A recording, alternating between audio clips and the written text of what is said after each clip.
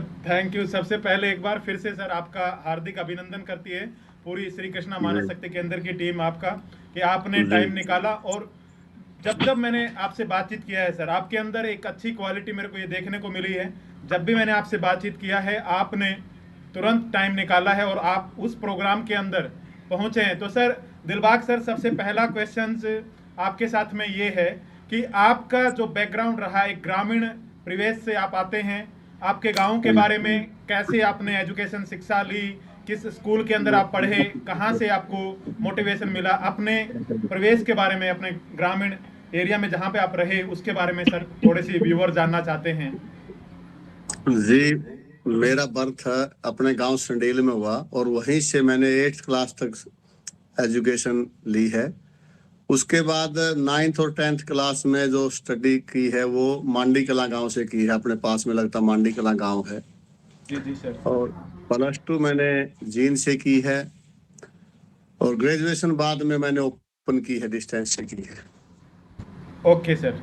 Okay, जी तो sir देखिए, आज पूरे हरियाणा के अंदर समाज सेवी के अंदर आपका नाम है सर, और आप बहुत अच्छा परफॉर्म कर रहे हैं। तो ये प्रेरणा सर आपको कहाँ से, कैसे, आपकी एजुकेशन सिस्टम का इसके अंदर हाथ रहा, या किसी साधु संत से आपको प्रेरणा मिली, या अपने पेरेंट्स से आपको प्रेरणा मिली, कहाँ से सर ये इच्छा आपके मन में जागी कि मैं समाज सेवा करना चाहिए? देखिए, हमारे साधु संत तो पहले से बताते आ रहे हैं कि जी। आपके पास हाँ में जी। जो कुछ भी आता है उसके अंदर पूरी यूनिवर्स का हिस्सा होता है, और आपने कुछ ना कुछ परसेंट जो ना डोनेट करना पड़ता है। अगर आप डोनेट करोगे तो यूनिवर्स आपको हाँ जी। 1000 गुना मल्टीप्लाई करके लौटाती है। जी तो मैंने पर्सनली जी। कई बार आपसे मिलने का मौका मिला, तो आपने एक ही चीज बोली कि सुरेंद्र भाई, मेरा रिटर्न में मेरे को कुछ मिले उसके पीछे मेरा कोई भी उद्देश्य नहीं होता है, मैं सिर्फ हाँ जी। देने के भाव रखता हूं। तो ये जो संस्कार आपके अंदर डेवलप हुआ सर, ये कहाँ से आया, कैसे डेवलप हुआ, क्या कारण था इसके पीछे, वो मैं जानना चाह रहा हूँ सर।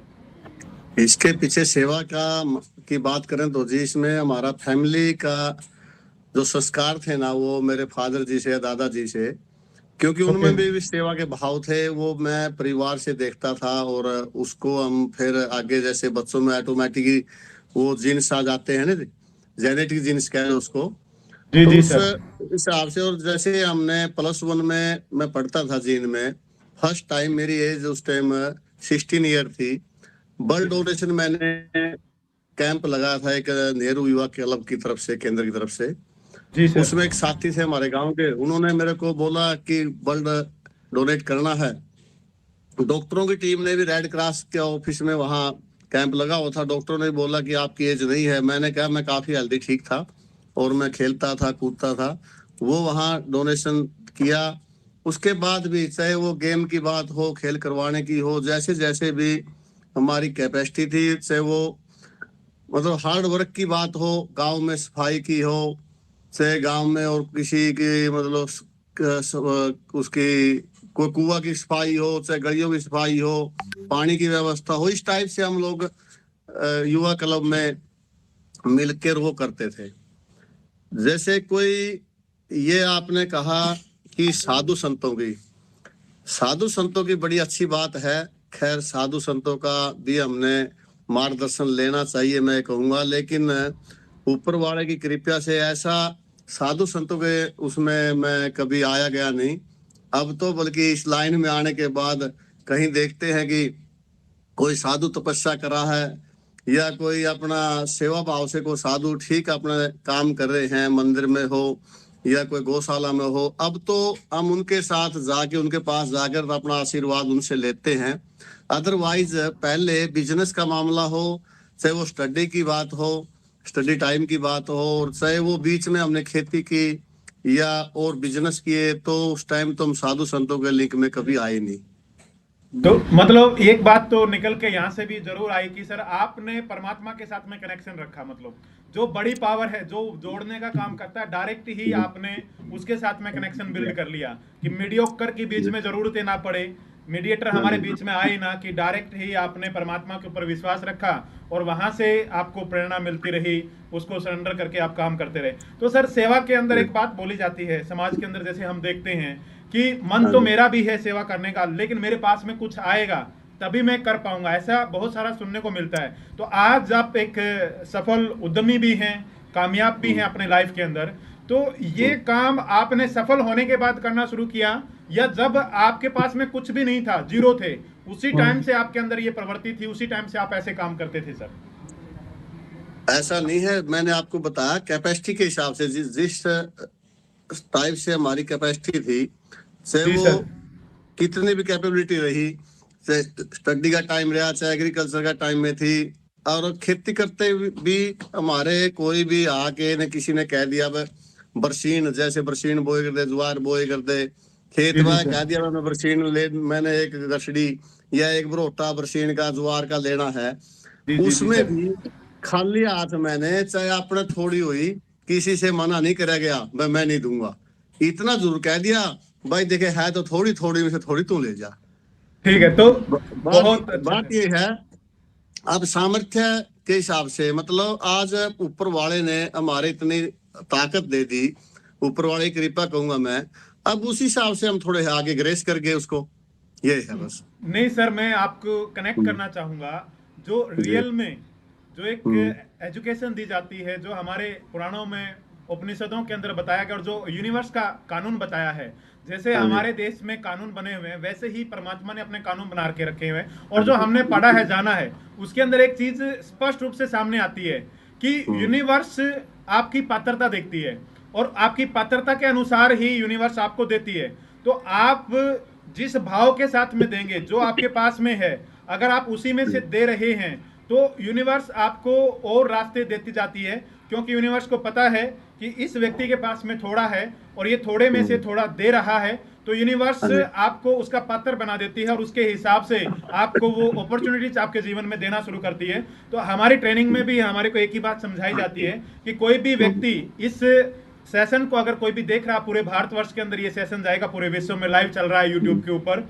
आप सर अपने साथी को बोल के यूट्यूब के ऊपर भी, हमारा श्री कृष्णा मानस शक्ति केंद्र के ऊपर, ये यूट्यूब के ऊपर भी लाइव प्रोग्राम चल रहा है, पूरे हाँ विश्व के जी, अंदर ये लाइव प्रोग्राम जाएगा। तो इस माध्यम से मैं बताना चाहता हूं कि दिलबाग जी ने कुदरत के नियमों का पालन किया, कि उनके पास में थोड़ा था, उन्होंने बोला कि मेरे खेत में अगर थोड़ा सा चारा होता था, तो उसमें से भी मैं देता था, किसी ने अगर मेरे पास में आके मांगा जी, है।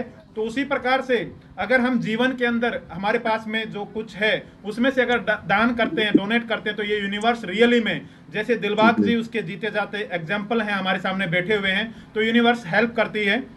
अगर आपके पास में 100 रुपए हैं, तो 100 रुपए में से हम 10 रुपए दान नहीं कर सकते, 50 नहीं दान कर सकते, बट 100 रुपए हमारी इनकम है, तो उसमें से 1 रुपए हम जरूर दे सकते हैं। तो 1 रुपए का कोई भी हाँ जी, नुकसान हमारे को भी नहीं होगा, और वो कंट्रीब्यूशन यूनिवर्स के पास में जाके, यूनिवर्स की एनर्जी के साथ में, यूनिवर्स के कानून के साथ में मिलके हमारे पास में रिटर्न में लौटेगा। और उसके आप सर एक जिंदा उदाहरण है कि आपने उन चीजों को पहले से अपने जीवन में इंप्लीमेंट किया, और फिर यूनिवर्स आपको उसके हिसाब से, कि आपकी पात्रता की, ये व्यक्ति के पास में चाहे कितना भी होता है, ये दान करते हैं, और शुरू से ही आपकी ये हैबिट रही है।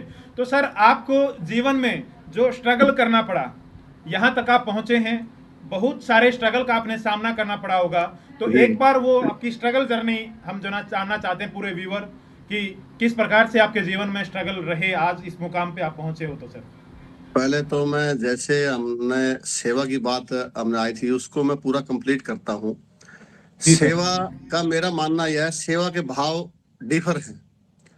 उसके भाव जैसे ये नहीं है कि हम मनी से सेवा करें, ये नहीं है। मनी से भी सेवा की जा सकती है, तन से भी सेवा से की जा सकती है, मन से भी की जा सकती है। और जैसे आप अभी ये प्रोग्राम कर रहे हैं, मैं इसको भी एक सेवा का रूप कहूंगा, क्योंकि आप पब्लिश कर रहे हो इसको, तो ये भी एक सेवा है। और सेवा ये नहीं है कि एक मानव सेवा है, जन सेवा है। सेवा प्राणी, प्राण सेवा, कोई भी प्राणी हो वो उनकी भी सेवा है, चाहे उसमें पक्षी है, पशु है, कोई डैमेज हो रहा है, कोई एक्सीडेंट हो रहा हुआ है, तो उसको भी हम कहीं न कहीं फर्स्ट एड दे या किसी प्रकार की हमारी उसको हेल्प करें, वो भी एक सेवा है।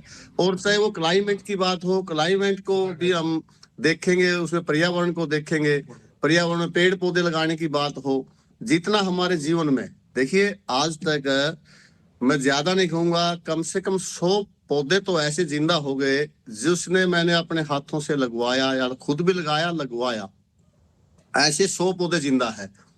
तो हम उसका भी ध्यान रखते हैं। चाहे वो जल बचाने की बात हो, रास्ते में हम कहीं जाएं, कहीं बोर नल खाली चल रहा है, या कोई पानी को वेस्टेज गाड़ी धोने में करने लग रहा है, या कोई गली में रेता जैसे रेता में छिड़काव करते हैं सड़कों पे, बिल्कुल। जी मैं जी तो सर। वहां भी गाड़ी रोक के उसको भी सेवा, वो भी एक सेवा मानी जाएगी। हम तो उसको भी रोकते हैं, भाई पानी खराब ना करो। बात आई पोल्यूशन की, जैसे पोल्यूशन के मामले में भी है, अपनी गाड़ी में मैं अपने पास, मैं खुद तो बजाता नहीं, मेरे साथ वाला भी कोई गाड़ी चलाता हो, ड्राइवर चलाता है, मैं उसको भी हॉर्न नहीं बजाने देता। भाई हॉर्न से ही, बिना हॉर्न के काम चलाओ, हमने पर्यावरण बचाना है। तो ऐसी मेरा कहना ये है, सेवा के भाव डिफर है और वो भिन्न भिन्न है। आप किसी पे प्रकार में अलग अलग सेवा कर सकते हैं। नहीं सर, वही। आपकी बात बिल्कुल मैं हाँ 100% सहमत हूँ सर दिलबाग सर। जो आपने बात जी। बोली कि पैसे से नहीं, तन से, मन से, धन से, हर तरीके से सेवा की जा हम्म, सकती है। इवन आप किसी के प्रति अपने मन में अच्छे भाव रखते हैं, वो भी एक हम्म, सेवा है। और आपने जो पेड़ पौधे लगाने की बात किया, 100 पौधे आपने जो ना लगाए हैं।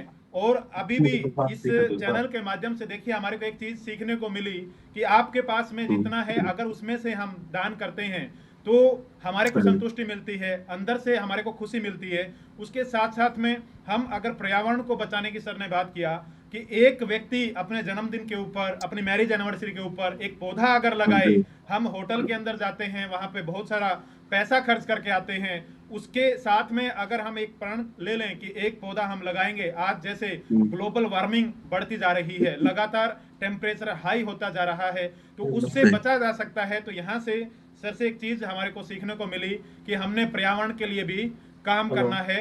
और पर्यावरण के लिए एक व्यक्ति से कुछ नहीं होता है। जब पूरा हिंदुस्तान के व्यक्ति एक छोटा हाँ जी। छोटा काम करना शुरू करेंगे, एक बहुत बड़ा मोमेंटम जो ना अपने देश में आ सकता है।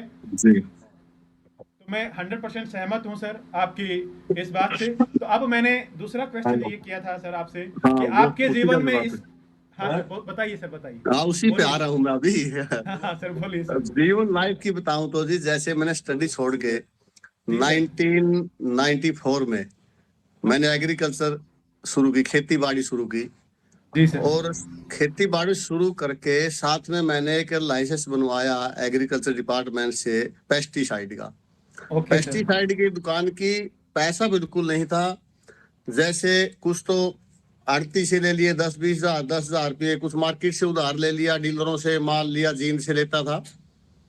और अपने घर में ऊपर तो हमारा रहन सहन था, नीचे एक नोरा हो गया ना, जैसे जी जी 70 गज सर। में अपना 70 गज में अपना मकान है, वो आज भी है गांव में। Okay sir. उसकी मैं बताऊं, छत भी अंदर से कच्ची है, ऊपर आसमान की छत पक्की थी, वो भी वह टपका ना लगे, ताकि हमारा रात में आए रहन सहन वो थोड़ा ठीक वो बस। ओके तो सर। बात ये थी, उसमें पेस्टिसाइड रख के हमने वो 1 साल तो वो काम किया। और ओके माता सर। जी दिसंबर 94 में सरपंच बन गई गांव की।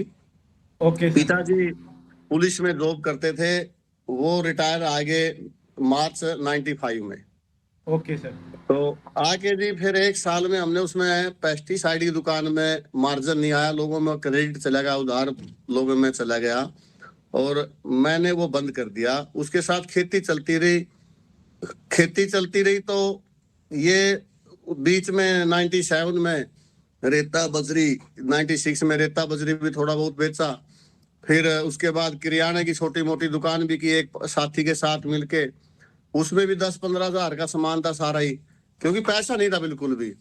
Okay sir. और फिर बैंक से लोन लिया 98 में।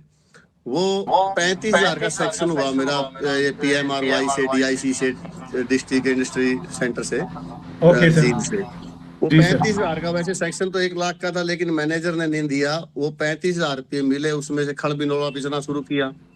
खड़ जी बिनौला सर। बेच के जी 5.5 एकड़ अपने पास जमीन थी, और वो भी 3 लोकेशन में थी, एक जगह नहीं थी। 2.5 किले, 2 किले एक जगह थे, 1.5 किला एक जगह था, डेढ़ इस तरह एक जगह था, इस तरह थी वो। मैं जी सात सर। आठ एकड़ की खेती करता था, और वो सारा अपना बलदों से, बैलों से, देसी भाषा में बलद गवानी, जी जी जी जी सर। बलदा से करेगा जी, क्योंकि पैसा था नहीं बिल्कुल भी। और टेंशन रही थी दिमाग में, ये रहेगा मैं फंस गए, जिंदगी जंड होगी। भाई ओके। जिंदगी में खेती में बचना है नहीं कुछ। मुश्किल से मैं हर एक एक एंट्री को, एक एक कलम को अपनी नोट करता था बुक में। चाड़ती से लाया, इंटरेस्ट कितना लगा, कि ड्राम तेल का आया, या बीज आया या वो अपना पेस्टिसाइड आया या खाद आया, सारा नोट करके लास्ट में निचोड़ निकालता तो 30-40 हजार रुपये पर ईयर में उसमें सेविंग थी। ओके और सर। मैं आपको बताऊं, जैसे 2000 में 7-8 भैंसा अपनी रखे करते, जी सर। उसके साथ साथ 6 महीने में ऐसा काम भी कराया, बेचना सोचा। फिर उसमें भी देखा कोई रिश्तेदार वो खुलवान का जवाब दे दे, भाई 1 रुपया काम है तो कदे पीछे नहीं दे। क्यों, एज भी थी, यंग एज थी, कोई विश्वास भी कम करा। उसमें 6 जी महीने जी। करके वही सोचा माँ ये भी बिना इज्जत का काम है, इसमें विश्वास करते नहीं, किसी भय अंदर रहेगा, किसी में खुलवाओगे। मैंने 2001 में LIC की एजेंसी ली, एजेंट बने LIC का। जी सर। LIC का एजेंट बनने के बाद खेती साथ साथ करता रहा। यानी कि 2003 में मेरे पास सिर्फ 1 लाख रुपए का बजट हुआ था। और तो पिताजी जैसे गरीब लोगों के कहले, हमारे अपने गांव में सैंसी समाज के लोग हैं, वाल्मीकि समाज के लोग हैं, समार समाज के लोग हैं, उनकी क्या करते थे, वो भी हेल्प करते थे। किसी का शादी कर दी, किसी का मकान बनवा दिया, ले भाई ईंट दिलवा दी उधार पे, रोड पे फेर दे दिए पैसे। मैं पिताजी से एक बात कहता था, पिताजी मेरे तो आड़ती 2 रुपये सैकड़ा या 2.5 रुपये सैकड़ा का ब्याज लगा हुआ है, आप लोगों को ये पैसे देने लग रहे, ये पैसे मेरे दे दो, मेरा गुजारा ठीक हो जाएगा, मैं और धंधा कर लूंगा।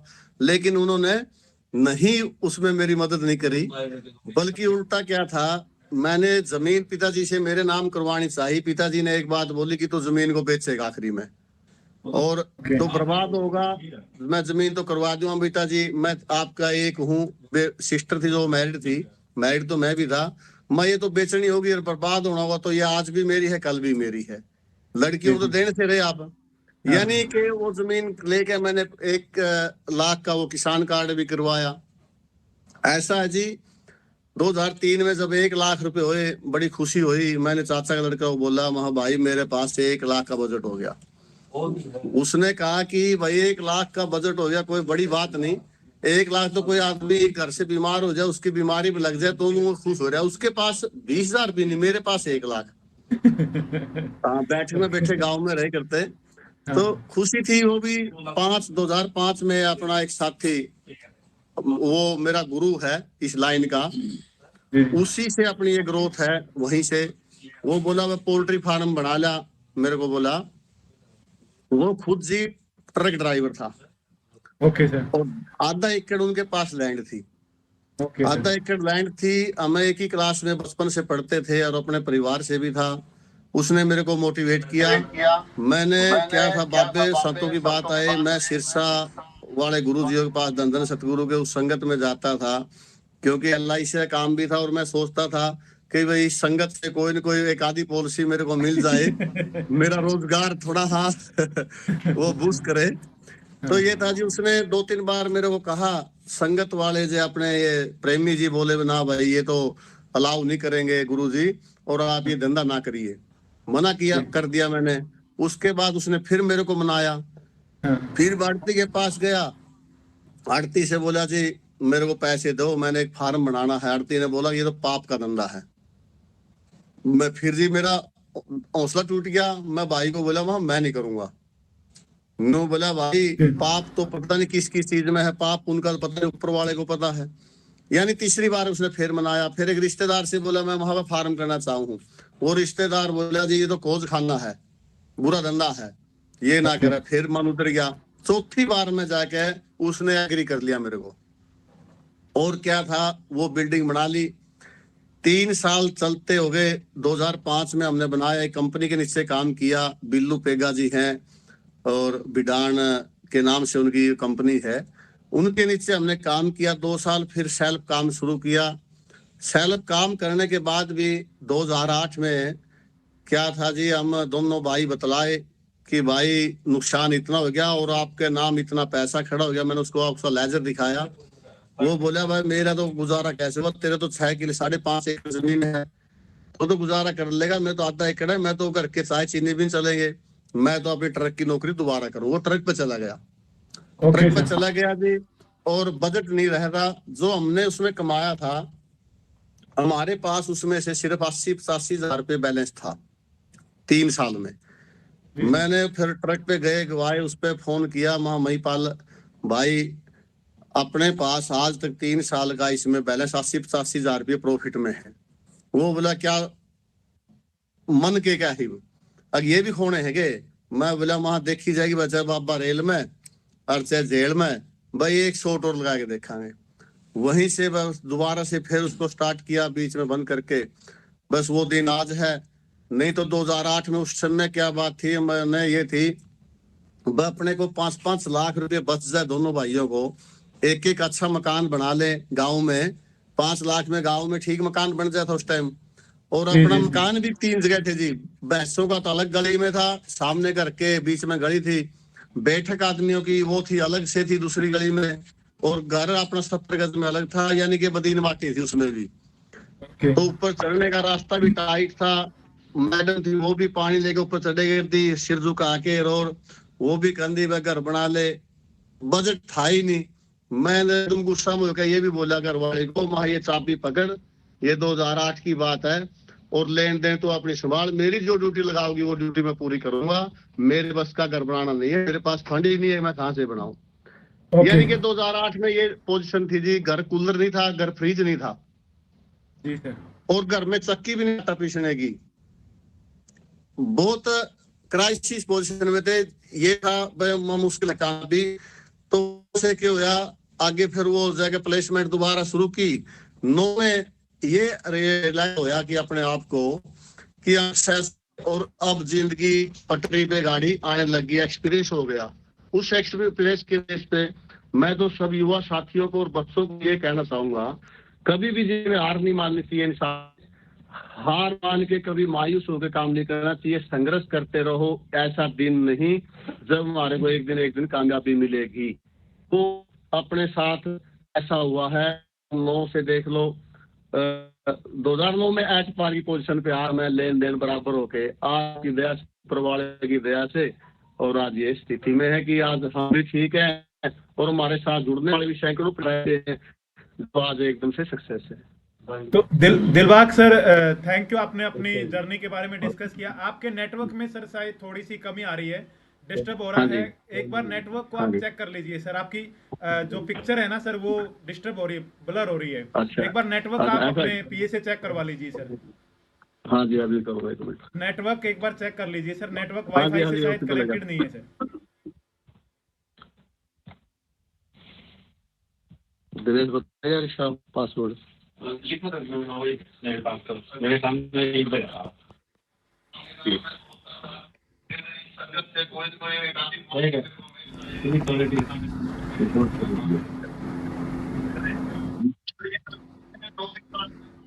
अब ठीक आ रहा है सर, फिर भी पहले से। अब ठीक है जी।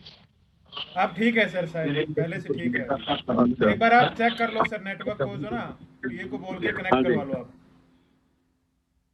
अब देखो कैसा है। अब ठीक है सर, पहले से बेहतर है सर, पहले से ठीक है सर। दिनेश जी गेट खोल दे। हाँ जी, हाँ, तो ये अच्छी रही सर जर्नी। और आपने जो युवाओं के लिए मैसेज दिया है कि कभी भी हमने ज़िंदगी में हार नहीं माननी चाहिए। और एक टाइम ऐसा था कि अपने पास में घर में कूलर फ्रिज कुछ भी नहीं था, तो आज परमात्मा ने, जैसे कि हम किसी भी काम में लगातार लगे रहते हैं, अगर हमारी जिद है कि मेरे को करना है, मुझे मेहनत करनी है अपने किसी भी फील्ड में, तो ये परमात्मा कहीं ना कहीं हमारी एक सुनता मिनट है है, और हम कामयाब अभी होते हैं। ब्रेक हो तो। हाँ जी, 1 मिनट रुको, मैं थोड़ा इसको फिर आप अपडेट करूँ थोड़ा। हाँ इसमें कर लो सर, अपडेट कर लो सर। तो देखिए हाँ जी, साथियों, हमने दिलबाग सर की कहानी सुनी और उन्होंने बताया कि कितनी गरीबी के अंदर अपने जीवन को व्यतीत किया। और एक टाइम 2008 तक ऐसी कंडीशन थी कि एक 2 कमरे का मकान बनाने के लिए भी उनको सोचना पड़ रहा था। और उसके बाद में आज लगातार, जैसे वो हिम्मत नहीं हारी, लगातार काम करते रहे और उन्होंने अपने जीवन के अंदर चांस लिया, रिस्क लिया और आगे बढ़े, काम किया, मेहनत की, लगातार लगे रहे दिन रात। तो आज एक अच्छी मुकाम पे, एक अच्छी पोजीशन पे हैं। और उनका जो नेचर था शुरू से ही, उनके पिताजी का भी उनका भी, कि लोगों की सेवा करनी है, दूसरों की मदद करनी है, ये नेचर हमारे को कहीं ना कहीं 100% सपोर्ट करता है हमारे कॉन्फिडेंस के अंदर, हमारे को जीवन में आगे बढ़ाने के लिए। तो दिलबाग जी ने अपने जीवन में कभी भी हार नहीं मानी। उन्होंने कम से कम हमारे साथ में डिस्कस किया, 8 से 10 काम अलग अलग उन्होंने करके देखा, लेकिन हर काम में उनको नाकामयाबी मिल रही थी। और आज जिस काम की वजह से वो आगे बढ़े, उस काम के अंदर भी उन्होंने एक टाइम ऐसा आया कि उसको भी उन्होंने छोड़ दिया था। फिर देखा कि अभी और क्या करना है, दोबारा से शुरू करते हैं। तो एक चीज़ तो हमारे अंदर ये इस सेशन से सीखने को मिलती है कि शुरुआत दोबारा से अगर हमें करनी पड़े तो हमें पीछे नहीं हटना चाहिए। जब भी हमारे को मौका मिले हमें शुरुआत करनी चाहिए। तो बहुत अच्छे लेसन सर आपसे सीखने को मिल रहे हैं। अभी बिल्कुल एकदम से क्लियर पिक्चर आपकी आ रही है सर, नेटवर्क बिल्कुल परफेक्ट है सर। हाँ सर। अच्छा ठीक है। हाँ सर। हाँ जी, तो ये तो है जी। हाँ जी, बोलिए ईश्वर तो जी। हाँ हाँ, तो सर अब जो महत्वपूर्ण चीज़ें जो आपने सीखी अपनी ज़िंदगी के अंदर, जो हर एक युवा को अपने जीवन में उसको इम्प्लीमेंट भी करना चाहिए कि देखिए इस जी धंधे के अंदर भी कोई भी काम हम करते हैं उसके अंदर भी ऐसा नहीं कि पहले के कामों में आपको स्ट्रगल आई, आज जो काम कर रहे हैं इसके अंदर भी आपको बहुत सारी स्ट्रगल आई होगी। और हाँ उसके बाद हाँ में भी कि कैसे जब हमारे ऊपर इतना प्रेशर होता है, परिवार का प्रेशर होता है, माता पिता का प्रेशर होता है, और एक व्यक्ति को हाँ पति होने के नाते, बाप होने के नाते अपनी इज्जत को बचाने के लिए उसके ऊपर सारा चारों तरफ से प्रेशर आता है। तो उस प्रेशर को हाँ एक जी आम आदमी के साथ में जो आपकी कंडीशन थी, आज 90% लोगों के साथ में अगर हमारे समाज में देखते हैं तो 90% के साथ में यही सेम कंडीशन चल रही है। जो 2009 से पहले की आपकी कंडीशन थी, सेम आज हाँ जी 90% लोगों के साथ में वही कंडीशन है। तो इसमें कैसे बंदा मोटिवेट रहे? बहुत बहुत सारे बंदे अपने जीवन से हार जाते हैं, घुटने टेक देते हैं, हार मान लेते हैं अपने जीवन के अंदर। तो कैसे वो मोटिवेट रहे, अपने जीवन में कैसे आगे बढ़े? बस जीवन में ये है जी, कोई ना कोई टारगेट लेके हमें चलना पड़ेगा। कोई बिजनेस है, दुकानदारी है, देखिए उसको हम अपने ईमानदारी से और अपने व्यवहार से, लेन देन की बात हो, चाहे वो सर्विस की बात हो, डीलिंग की बात हो, एक कस्टमर से हमारे सामने वाले। LIC में जब हमने एजेंसी ली और उसमें हम एक ट्रेनिंग के रूप में गए थे करनाल में, हमारे जो वो ट्रेनर थे उन्होंने एक चीज बताई थी कि आप अच्छी सर्विस दें और क्वालिटी दें। अपने लाइन में मैं आपको बताऊंगा, सर्विस और क्वालिटी की बात होगी ना तो शायद ऐसा मुंह नहीं हमने देखना पड़ेगा कि हम कामयाब नहीं हैं। अपनी लाइन की बताता हूँ, इस लाइन में जैसे हमने फीड सेल का काम किया और चाहे वो पोल्ट्री फार्मिंग इंटीग्रेशन का काम हमने किया, आज तक किसी हमने हेल्पर की या हमने कहीं जाने की, किसी के पास जाके सिफारिश करने की या रिक्वेस्ट करने की ऐसी नौबत नहीं आई मैं अपनी जिंदगी में। जितनी भी आज ग्रोथ है, जितनी भी आज सेल है, वो ऑटोमेटिक है। और वो मैं उसका ये मानना है, उसका रिजल्ट कि हमारी सर्विस और हमारी क्वालिटी का वो रोल रहा हुआ इसमें। तो मैं युवाओं तो को खासकर यही कहूंगा, पहले तो अपना टारगेट लेना पड़ेगा, एक गोल लेना पड़ेगा।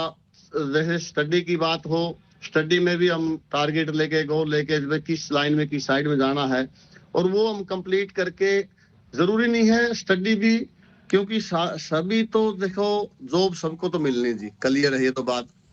सारे कंपटीशन नहीं टेस्ट को क्वालिफाई कर सकते। इसलिए आज अनपढ़ लोग भी है ना, अनपढ़ थोड़े एक दो पढ़े ले हुए आज इंजीनियर बने बैठे हैं, और आज अनपढ़ लोग इंस्टीट्यूट खोले बैठे हैं। सिर्फ एक माइंड या खेल से अपना फोकस जो हम कंसंट्रेट करेंगे अपने धंधे पे, तो उस पे करके रहेंगे और सर्विस देंगे, और साथ साथ हम उसको, बस वो बात आपको पहले ही बताई है, हमने हार नहीं माननी, संघर्ष करना है। ओके सर, देखिए आपकी बातों से एक चीज निकल के आई सामने कि आपने जी जो LIC में भले ही आप कामयाब नहीं हुए, लेकिन वहां हाँ जी की जो ट्रेनिंग आपने लिया था, वो हाँ जी ट्रेनिंग को आपने अपने जीवन में इंप्लीमेंट किया और हाँ उसकी जी वजह से आप कामयाब हुए।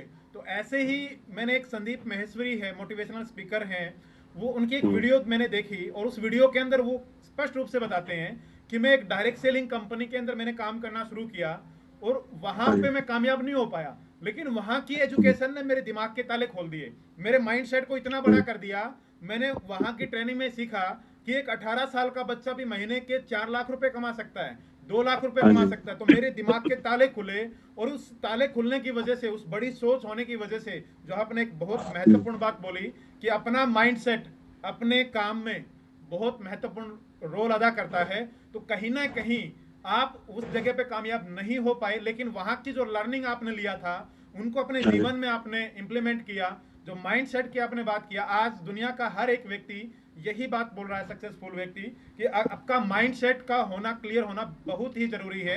अगर आपका माइंड सेट क्लियर नहीं है तो आप कहीं पे भी नहीं पहुंच पाएंगे। तो आपसे दो चीजें बहुत अच्छी मिली कि ट्रेनिंग का एक रोल रहा, जब आप करनाल गए उस ट्रेनर के पास में, उससे जो महत्वपूर्ण चीजें आपने सीखने को मिली उसने अपने बिजनेस के अंदर आपने इंप्लीमेंट किया। और दूसरी चीज आपने एक बात बोली कि भाई हमने सर्विस की, जो सर्विस है वो हमने 100% दी। जो क्वालिटी की बात है, सर्विस की बात है, कस्टमर डीलिंग की बात है, वो बिहेवियर आपका जो ना अव्वल दर्जे का रहा। तो आज हमारे सभी व्यूअर्स को ये जो कॉमन चीजें ये हर जगह पे फिट बैठती है, चाहे एक स्टूडेंट्स है, चाहे एक स्पोर्ट्समैन है, चाहे एक बिजनेसमैन है, चाहे किसी भी फील्ड के अंदर व्यक्ति है, जो बेसिक फंडामेंटल हैं हमारी सक्सेस के, वो हर जगह सेम रहते हैं, उन्हीं को हमें फॉलो करना पड़ता है। तो ये अच्छी चीजें सर आपसे जानने को मिल रही हैं, सीखने को मिल रही हैं कि आपने जो जीवन में किया बहुत अच्छा किया है। और मेरे को सुनने में आया कि सर आप समाज के अंदर जहां पे भी आपको बुलाया जाता है, जितना भी आपसे बन पड़ता है, आप हर गांव के अंदर पहुंचते हैं, आप वहां पे जाके जो आपके सामर्थ्य के अनुसार होता है, वहां पे कोई ना कोई मनी से या किसी भी प्रकार की स्पोर्ट होती है तो आप वहां पे करके आते हैं। अब बात करता हूं, एक बार मैंने पता चला कि एक स्कूल के अंदर आप गए, गांव खेड़ी मसानिया के अंदर, मेरा ही गांव है, वहां पे आपको बुलाया गया और आपको बताया गया कि आपने बोला कि भाई क्या समस्या है मेरे को बताइए। तो तुरंत आपने जो ना सोलर की समस्या थी वहां पे सोलर लाइट लगवाई। उसके बाद में जिस भी जगह पे आपको इनवाइट किया जाता है आप वहां पे जाते हैं, और समाज के अंदर जो रियल में परमात्मा ने आपको दिया है आप उसका एक ये मान के कि ये सब कुछ परमात्मा का दिया हुआ है और इसके अंदर समाज का भी कुछ न कुछ हिस्सेदारी है, वो समझ के आप कंट्रीब्यूट कर रहे हैं समाज के अंदर। तो ये एक अच्छी सोच है सर। और आप जो ये दान पुण्य कर रहे हैं इसके बारे में भी क्या आप बाकी युवाओं को भी प्रेरित करना चाहेंगे? बाकी बिजनेसमैन भी हैं, देखिए बहुत सारे व्यक्ति हैं जो आपसे भी ज्यादा समर्थ हैं, हर मुकाबले में हर चीज के अंदर हमारे से भी ज्यादा अच्छे लेवल पे हैं, लेकिन हर कोई समाज का समर्थ व्यक्ति या कोई भी एक व्यक्ति, जैसे मैंने पहले डिस्कस किया था कि किसी के पास में 100 रुपीज भी है तो वो उसमें से जरूरतमंद के लिए 1 रुपया निकाल सकता है। तो इस प्रकार से अगर हम चीजें करेंगे तो वो डेफिनेटली हमारे लिए अच्छा रहेगा। देखिए जी, जैसे खेती जमींदार करते थे और आज भी करते हैं। पहले क्या होता था, खेत खलिहान में गेहूं निकली, फसल जो भी निकली, वहां कोई ना कोई मांगने वाला आता था और हम खुद अपनी तरफ से भी एक नेक निकालते थे कि उसको बोले करते हमारे बुजुर्ग है या बड़े माता पिता 10वां दशों बोले करते। 10वां दशों मतलब 10%। 10% का मतलब हमारी कमाई से 10% कोई पुण्य दान में लगे और वो किसी के काम आए, तो उसमें अपना तो है ही, गुजारा भी है और अपना मैं कहूंगा पुण्य की जड़ आ रही है। हम कहीं पुण्य दान करेंगे तो धन पुण्य से ज्यादा धन मिलेगा। और ये कहावत भी है, दान दिए से धन नहीं घटता। वो चिड़िया चोंच भर ले गई, कहावत कबीरदास ने कहा था, चिड़िया चोंच भर ले गई नदी घटियो ना नीर, दान दिए से धन ना घटे, कह गए दास कबीर। तो जितना भी आप दान करेंगे धन तो आपको ऑटोमेटिक ही मिलेगा और ऊपर परमात्मा देगा। बात ये रही, जैसे आपने कंट्रीब्यूशन की बात की कि आप अपने खेड़ी मसानिया में गए, अपने आपके गांव में गए, वहां क्या था, लोगों ने अपने को बुलाया और वहां उनकी बात सुनी। उन्होंने बताया कि गांव में ऐसे ऐसी हम एक मैनेजमेंट कर रहे हैं कि मास्टरों की व्यवस्था कर रहे हैं उनके अपने फंड पे, और स्कूल में टीचर्स कम है तो टीचर्स हम बच्चों को देंगे और उनको थोड़ा फैसिलिटी, वो लाइट की है, उसकी हवा की है, गर्मी से वो बच सके, तो उसके लिए सोलर की जरूरत है। मेरा मानना एक बात है, जहां ईमानदारी की बात हो, वेस्टेज ना आए, कहाँ उस चीज में वेस्टेज ना हो पैसे की। मैं अपनी तो इतनी दिल में खुशी मिलती है, और खासकर शिक्षा की बात हो, शिक्षा है तो शिक्षित समाज होगा, वो प्रोग्रेस करेगा, अपने आप ही करेगा। उससे कुरीतियों का, बुराइयों का वो मतलब के निपटान होगा। शिक्षा की बात में और ईमानदारी की बात हो तो पैसे की कोई बात नहीं। अब मैं अपना कहता हूँ 10% की बजाय जब 50% भी हमारी कमाई से हमने समाज में लगाना पड़े, नहीं कोई बड़ी बात नहीं। नहीं सर, ये आपके अंदर मैंने बिल्कुल देखा भी है प्रैक्टिकली। एक बार आप केंद्रीय विद्यालय बुडायन स्कूल के अंदर आए थे, तब हाँ वहाँ जी। पे स्कूल के अंदर कुछ जो ना साथियों ने एक डिमांड किया था कि सर बस की प्रॉब्लम है, तो आपने बोला हाँ कि जी। आप मेरे को बता दीजिए कि बस लग जाएगी, कोई प्रॉब्लम नहीं है। हम्म, उसके बाद हाँ में जी। फिर एजुकेशन के बारे में जैसे हमने बात किया कि अपने तहसील आप उचाना से जैसे हमारा तहसील हाँ पड़ती जी। है, तो उसके अंदर हमने एक चीज़ देखी थी कि यहाँ पे एजुकेशन की कोई भी इतनी बढ़िया व्यवस्था नहीं है। चाहे नीट की तैयारी करते हैं बच्चे आज के टाइम पे, आईआईटी की तैयारी करते हैं, यूपीएससी के हाँ जी। आईएएस आईपीएस के लिए प्रिपरेशन की तैयारी करते हैं, तो वो एक बहुत बड़ा हाँ चैलेंज है। बच्चों को कोटा जाना पड़ता है, दिल्ली जाना पड़ता है। तो इस एरिया के अंदर जी। मैंने जब आपसे बातचीत किया तो आपने तुरंत हाँ बोला कि सुरेंद्र भाई, जैसे भी एजुकेशन की बात है कि अगर हमारे एरिया के बच्चे आईएएस आईपीएस निकलते हैं, एमबीबीएस डॉक्टर बनते हैं, आईआईटी के अंदर जाते हैं, तो जितना भी खर्च होगा मैं करने के लिए, लगाने के लिए तैयार हूँ। तो रियली जी। में सर आपने, आपके विचार जो ना शिक्षा को लेकर बहुत ही अच्छे हैं, और जब शिक्षित समाज होगा तभी हम जो ना आगे बढ़ सकते हैं। और परमात्मा जो ना जरूर ये एजुकेशन के मामले में जो चीज़ें कमी आ रही है हर क्षेत्र के अंदर, हर जगह पे ये सारी चीज़ें वहाँ पे डेवलप हों। चाहे हमारे ओलंपिक की बात हो, आज आपसे पहले हमारे साथ में कैप्टन चांद्राम साहब जुड़े थे, उन्होंने भी एक बात बोली। उन्होंने, उनके पास में उन्होंने एक बात बताई थी कि हिंदुस्तान का कोई भी, और आपके साथ में भी मिले थे चांद्राम साहब, आपने ध्यान हो तो बुडायन स्कूल के अंदर हाँ, कैप्टन चांद्राम साहब आए मिले थे थे, जी। मिले हाँ थे जी, ना। हाँ तो मिले थे। आज सर का इंटरव्यू था मॉर्निंग में, तो सर ने एक बात बताई कि हिंदुस्तान का कोई भी स्पोर्ट्स का अवार्ड ऐसा नहीं है कि जो मेरे पास में नहीं है। सारे अवार्ड, हाँ अर्जुन जी। अवार्ड, भीम अवार्ड, पता नहीं कौन से अवार्ड थे, पद्मश्री अवार्ड, सब मेरे को जो हाँ ना जी। परमात्मा की दया से दिया। तो उन्होंने भी एक चीज बात बोली अपने जीवन के अंदर कि मेरे जीवन में जो महत्वपूर्ण योगदान रहा मेरे पेरेंट्स का रहा, जी। और पेरेंट्स के साथ में मेरे जो जीवन में रहा मेरे कोच का रहा। उन्होंने भी जर्मनी के अंदर ट्रेनिंग लिया था, जर्मन कोच ने उनको जो शेड्यूल बना के दिया था उस शेड्यूल को उन्होंने फॉलो किया, ओलंपिक तक का सफर उन्होंने तय किया। तो दोनों इंटरव्यू से एक चीज समझ में आ रही है कि जो भी हम ट्रेनिंग लेते हैं उसको अगर अपने जीवन में इंप्लीमेंट करते हैं तो उससे हम अपने जीवन में बहुत आगे बढ़ सकते हैं। यानी कि हमारे जीवन में सीखने का बहुत महत्वपूर्ण रोल है। अगर हम लगातार हाँ सीखते रहेंगे, कि ये जरूरी नहीं है कि हम एकेडमिक के अंदर सीखें, पीएचडी करें या कोई भी जो ना डिग्री लें। इवन हमारे जो जीवन में आगे बढ़ने के लिए हैं, अपने जीवन में जो चीज़ें हमने सीखी हैं, अगर वो हम दो चार व्यक्तियों को सिखा सकते हैं और दो चार व्यक्ति हमारे से सीख के जिस लेवल पे हम पहुंचे हैं वहां पे वो पहुंच जाए, तो मैं ये मानता हूं कि सर हमारा जीवन जो ना सफल होगा। देखिए ईश्वर जी, सीखने की पूरी लाइफ है। पूरी जी लाइफ जी। में भी हम कुछ न कुछ हमारे से, चाहे एज में छोटा हो, चाहे एजुकेशन में भी हमारे से थोड़ा पढ़ा लिखा, उससे भी कुछ सीखने को मिलेगा। और हमारे से सीनियर है, हर मामले में सीनियर है, तो उनसे भी सीखने को मिलेगा। कोशिश करना हमारा फर्ज है। हम कोशिश करें तो वो 100% सक्सेस होंगे।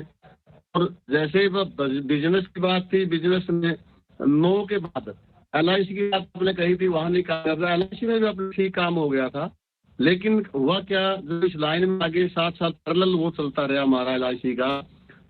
बट एलआईसी की इनकम और इसकी इनकम का हमारा वो गैप था, जिसमें हमने सोचा कि भाई इसमें टाइम लगाने का कोई फायदा नहीं है, ये इसमें अच्छी इनकम है, अच्छा इंक्लूड है, तो हमने उसको कर दिया, वहाँ बंद कर दिया था। बात उसमें भी जैसे हमारे वो कोच थे या ट्रेनर थे एलआईसी में, उन्होंने कोच बताई थी, भाई किसी के पास आप जाओ और वहाँ पे आप उन्हें जो टाइम, पहले तो आप टाइम के पंक्चुअल हो, टाइम से ओके उनके सर। पास पहुंचो। अब हम किसी पार्टी से डील करने जाए और हम पहुंचे नहीं अब काम के लिए, तो टाइम पे नहीं पहुंचा, अगला एक टाइम में वो सोचेगा जैसा पढ़ा लिखा है कि ना, ये तो आज ही टाइम में नहीं आ, कल को क्या करेगा ये। सबसे पहले तो हमने मतलब वहीं से बहुत कुछ सीखा और उनको फॉलो करके हम आगे बढ़े। सर, सर एक मिनट सर, आपके नेटवर्क में फिर से इशू आ रहा है। एक बार आप आज या तो फिर गेट इश्यू आ खोल के गया क्या? रखिए, एक बार नेटवर्क में अच्छा। फिर से डिस्टर्ब हो रही है सर। अच्छा, हाँ। ये आपस चल रही है। एक मिनट।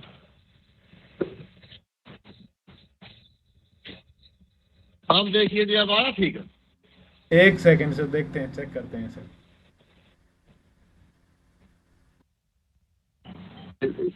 अब ठीक है सर, पहले से ठीक है। एक ही है, एक ही है। हैं? मैं चला रहा हूँ, एक मिनट रुको। Okay okay sir.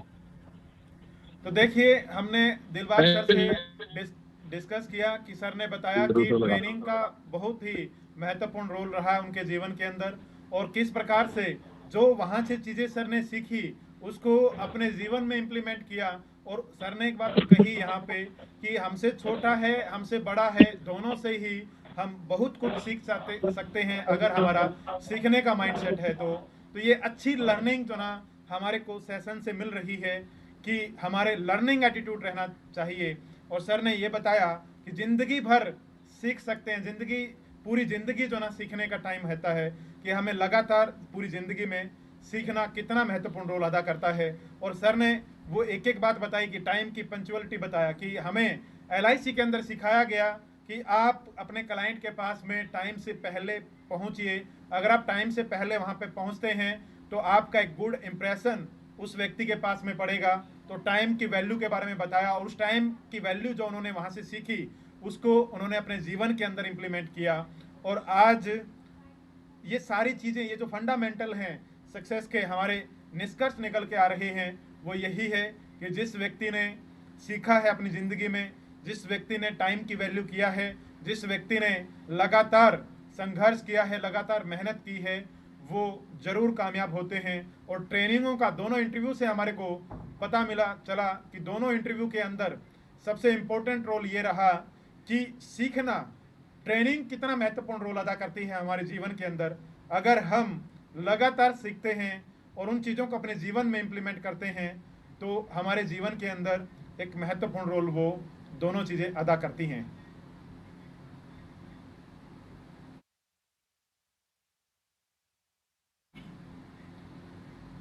Kuldeep sir left हो गए हैं, यहीं से ज्वाइन करेंगे या हैरी के फ़ोन में आएगा सर कनेक्शन?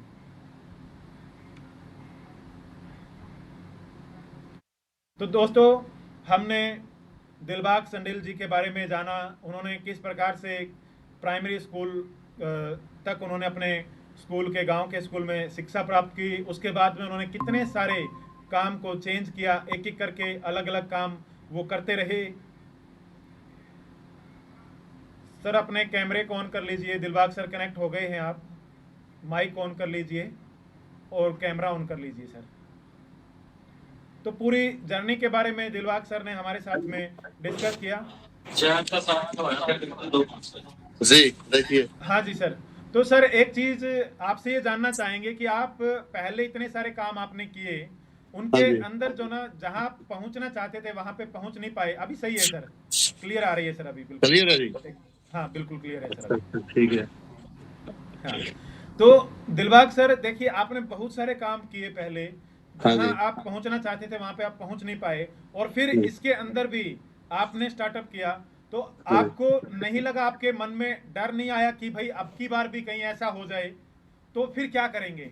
ऐसा हर व्यक्ति, हर स्पोर्ट्समैन के मन में आता है, हर एक खिलाड़ी के मन में ऐसी बातें आती हैं, हर एक बिजनेसमैन के अंदर आता है। तो जब ये नेगेटिव विचार आपके पास में हावी होते थे तो उसमें आप कैसे उनसे बाहर निकलते थे? कैसे आप मोटिवेट होते थे कि भाई मैंने 7-8 काम करके देख लिए हैं, सब काम के अंदर मेरे को घर वाले भी बोलते हैं कि तू जमीन भी बेच देगा एक दिन, देखना तो कामयाब नहीं हो पाएगा। तो फिर आपने जो ये काम किया, क्या इस काम के दौरान करते समय आपके मन में ऐसे विचार नहीं आए? अगर ये विचार आए तो उससे बाहर आप कैसे निकले सर फिर? ऐसा जी, देखो ऐसे हमने सदा, मैंने कैपेसिटी से बाहर चल के, जैसे मेरे दादाजी कही करते कि काम उतना कर जितनी गुदड़ी है, पाँव पाँव उतने पसारे गुदड़ी के हिसाब से। वो जी जी काम सर। हमने कभी नहीं किया। मैं सदा ये एक बजट ये लेकर चलता था, भाई हमारे पास आज क्या है, कल को ये नौबत ना आए कि हमारी रोजी रोटी पर भी संकट आए। जी जी उससे सर। बाहर हम कभी नहीं गए। हाँ, और दाव इतना खेला है या उसपे इतना इन्वेस्ट किया है कि आज हमारे पास 100 रुपए हैं, भाई 50 हमारे पास बचे, हमारा घर भी चले, ठीक रोटी चले, 50 हम अपने उसमें चाहे खोए, मतलब रिस्क कह लो उसको, चाहे चले जी भी जी जाए जी। तो कोई बात नहीं है। तो वो सोच के हम सदा मतलब चले हैं, आज भी वही है। हम इतना वो रखते हैं, मंदा भी आता है धंधा में, फ्लैक्चुएशन आती है इसमें काफी सारी पोल्ट्री में। जी और जी लोग पोल्ट्री में मैं ये कहूंगा 50% लोग इसमें सक्सेस भी नहीं है। वो सक्सेस ना होने का कारण, मैंने मेरा एक्सपीरियंस कहूंगा, उस पे अपना कंसंट्रेशन ना करना, फोकस ना करना धंधे पे, वही इसके पीछे रीजन होगा। और तो बाकी तो और पे ऐसा कुछ रीजन हो नहीं सकता। Okay sir. जी। तो कंसंट्रेशन की बात आपने कही कि अगर हम फोकस के साथ में कोई भी काम करते हैं हाँ तो जी। उसमें हमारे को रिजल्ट मिलता है। और आपने रिस्क मैनेजमेंट के साथ में काम किया अपने जीवन के अंदर, कि कभी जी। भी ऐसी चीज़ें नहीं की कि जिसकी वजह से हमें रोड पे ना पड़े।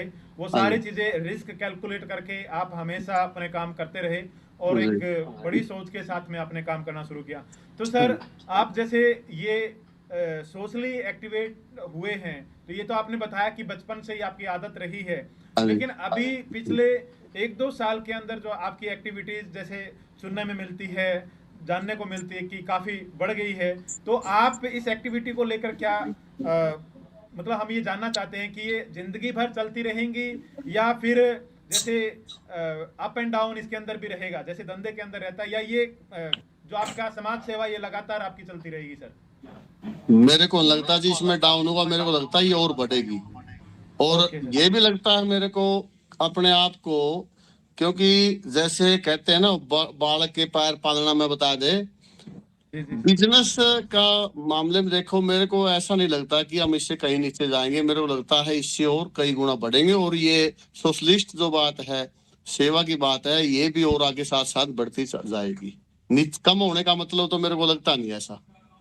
तो सर, आपने जैसे परमात्मा ने आपको आपने बताया कि समर्थ बनाया है, तो हाँ जी। आपके बेसिक चीजें जैसे आप अपने एरिया के अंदर क्या क्या चेंज लेके आना चाहते हैं युवाओं के लिए? जैसे लड़कियां हैं जिसके पास में वो पढ़ाई के लिए घर वाले मना करते हैं, उनके पास में आज भी गांव के अंदर बसेज नहीं जाती है, वो साधन नहीं ही है। उसके बाद में जैसे मैंने एकेडमी की बात किया था कि इस प्रकार की कोई स्पोर्ट्स की एकेडमी जहां पे बच्चे ओलंपिक तक का सफर तय करके आ जाएं।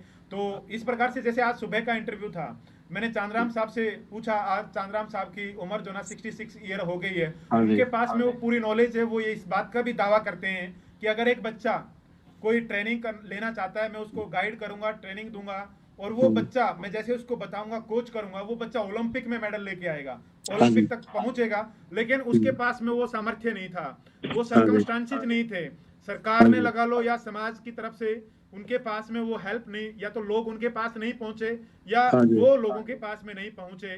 कोई ना कोई ऐसी कमी रही कि एक ऐसा रतन जींद के अंदर, हरियाणा के अंदर, भारतवर्ष के अंदर भारत माता हाँ ने जी। हमारे को दिया था, जहां गोल्ड मेडल एक आता है वहां पे हमारे गोल्ड मेडल 150 तक पहुंच सकते थे, अगर उस व्यक्ति की नॉलेज का सही तरीके से इस्तेमाल किया जाता।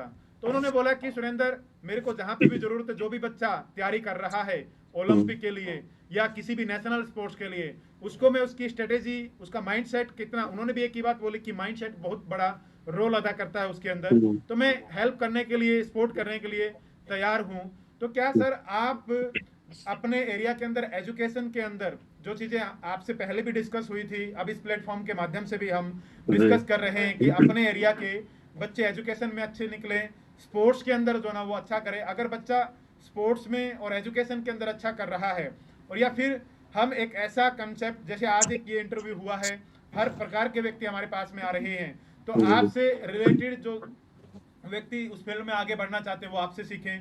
तो इस प्रकार से हमने एक ऐसा स्टार्टअप किया जाए कि भाई, जैसे आपने एक बात बोली थी कि हर फील्ड के अंदर नौकरी संभव नहीं है, हर बच्चे के लिए नौकरी पॉसिबल नहीं है, हर बच्चा जो ना कि पेपर को क्रैक नहीं कर सकता, हर बच्चा इंटेलिजेंट नहीं हो सकता है, लेकिन वही बच्चा किसी धंधे के अंदर जाके, किसी काम के अंदर जाके बहुत अच्छा परफॉर्म कर सकता है। तो उस प्रकार की फैसिलिटीज अगर हम एक स्टार्टअप, अपनी जर्नी हर एक व्यक्ति यहाँ पे शेयर करे, अपने एरिया के अंदर भी, पूरे इस प्लेटफॉर्म के माध्यम से भी, तो लोगों को जानने को मिलेगा कि देखिए ये मेरे जैसा ही व्यक्ति था और उन्होंने अपने जीवन में ये स्ट्रगल किया और उसमें वो उस मुकाम पे पहुंचे।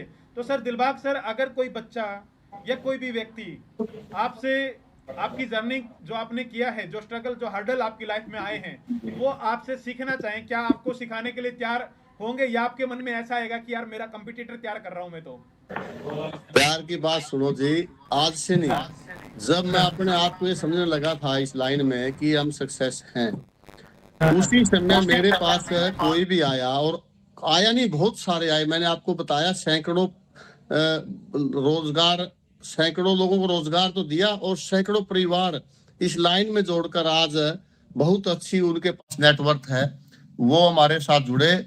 जैसे मेरे पास 9 के बाद मैंने अपने रिश्तेदारों को, अपने गांव वालों को, अपने कोई भी निरेस्ट है या जिसके साथ डीलिंग होती थी, आया, वो कहता था भाई रोजगार नहीं है, क्या करूं, मर गया, फंस गया, इतने लाख देनदारी होगी, ये हो गया, वो हो गया।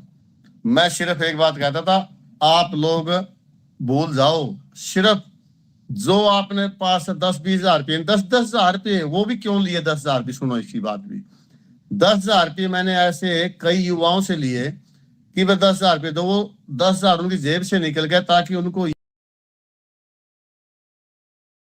ये हो कि मेरे 10 हजार रुपये लगे और उनको लालच हो।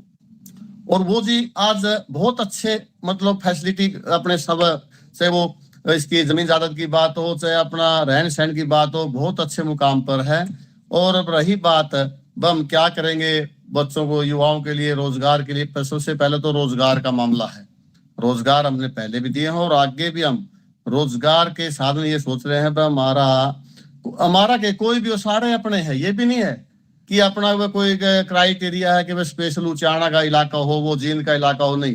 कोई भी अपने कॉन्टेक्ट में आए, रोजगार के हम उसको मोटिवेट करें रोजगार के लिए। दूसरा एजुकेशन के लिए बात जी, लड़कियों के लिए बात रही, राजीव गांधी कॉलेज के पास मैं 2-3 बार बच्चों से रूबरू हुआ, उनसे, वो वेट में खड़े बच्चे मिले मैंने अपने उचाना में, उनसे बातचीत की, और उन्होंने बताया जी वहां पे प्रॉब्लम क्या है बच्चों, आप इतनी संख्या में खड़े हैं, आपको समस्या। बोला जी एक बस, मतलब मैंने अपना आइडेंटिटी दिया उनको, मैं दिलबाग शंडील, और कुछ नहीं। उन्होंने सिर्फ एक कहा जी यहाँ एक बस रुकवाने की वो व्यवस्था कर दो। मैंने उनको एक बात बोली, बस रुकवाना तो देखो मेरे बस की बात नहीं, क्योंकि इतनी पावर मेरे पास है नहीं, लेकिन इतनी कर सकता हूँ बच्चों, इनका किराया आपका, आप अपनी व्यवस्था करें, कोई व्हीकल की प्राइवेट की कर लें, उसका किराया मैं दूंगा। ये मैं 2-3 बार वहां कह चुका हूं, लेकिन बच्चे बोले जी ना, किराया तो हम नहीं लेंगे और हम इस तरह ही काम चलाएंगे। ऐसे इलाके में बहुत जगह देखा है, चाहे वो बड़ौदा मोड़ की बात हो, चाहे वो छात्र की बात हो, चाहे वो अपने ये बड़ौदी की साइड में गया छापड़ा, मोहनगढ़ छापड़ा बुछड़ा, वहां की बात हो, चाहे वो अपने फाटक क्रॉस करके ने अपने उचाना मंडी से दुर्जनपुर उधर के लिए हो, और चाहे मखंड बुढ़ान के लिए बात हो, मतलब हर नाके पे या करसिंधु मोड़ पे अपने उचाना में हो, तो या अपने सपा खेड़ी में हो, ये अपने काबरछा के लिए, या उधर अपना तारखा के लिए, इतने बच्चों को परेशानी है जी ट्रांसपोर्टेशन की, क्योंकि वहां उनका समय इतना बर्बाद। मैं जींद आया ना, अपने गांव से जींद शिफ्ट किया, मैंने ये सोच के किया था कि हमारे बच्चे, मेरे बेटा और बेटी क्लास पढ़ने जाते थे, और वो बस में उनका 1.5 घंटा जाने का, क्योंकि बस वाले क्या करते थे, उनकी अपनी कैपेसिटी पूरी होने से तक वो नहीं जाते, वो घुमा इधर उधर घुमा के, 1.5 घंटा जाने का लगता था बच्चों को, 1.5 आने का लगता था स्कूल से।